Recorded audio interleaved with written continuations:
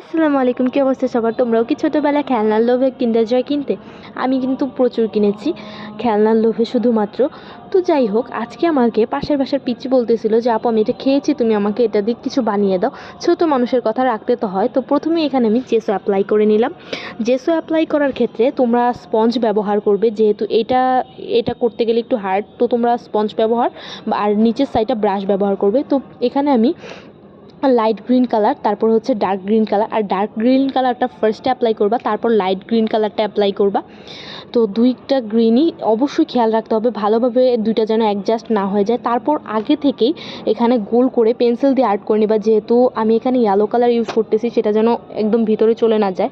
তারপর এখানে আমি হালকা ব্রাউন কালার ইউজ করতেছি, আর ভিতরে হচ্ছে ডার্ক ব্রাউন কালার ইউজ করব। তো দুইটা ব্রাউন কালার, হ্যাঁ ইতোমধ্যে কিন্তু তোমরা বুঝেই গিয়েছো আমি এটা কী বানাচ্ছি। হ্যাঁ, এটা অ্যাভোক্যাডো।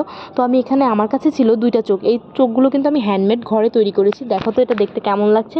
হয়ে গেল তো ছোট্ট একটা শোপিস বা খেলনা। তো ছোটো মানুষ ও খুব বেশি পছন্দ করেছিল এটা। তো আমার কাছে কিন্তু ভালো লাগছে। তোমরা যদি চোখগুলোর টিউটোরিয়াল চাও তাহলে আমি কিন্তু অবশ্যই পোস্ট করব। এই চোখগুলো আমি নিজেই বানিয়েছি। তো যাই হোক, আমার কাছে কিন্তু ভীষণ ভালো লাগছিল। এইটা ছোট্ট একটা খেলনা দিই, অনেক সুন্দর কিছু। তোমরাও চাইলে তোমাদের বাসার ছোট মানুষকে বানিয়ে দিতে পারো। আমার কাছে কিন্তু বেস্ট মনে হয়েছে এটা। তো আমার সাজেশনে এটা বেস্ট। তো যাই হোক, তোমাদের কাছে কেমন লাগছে এমন নতুন ডিআই আইডিয়া দেখতে গেলে আমার চ্যানেলটাকে সাবস্ক্রাইব করে দাও।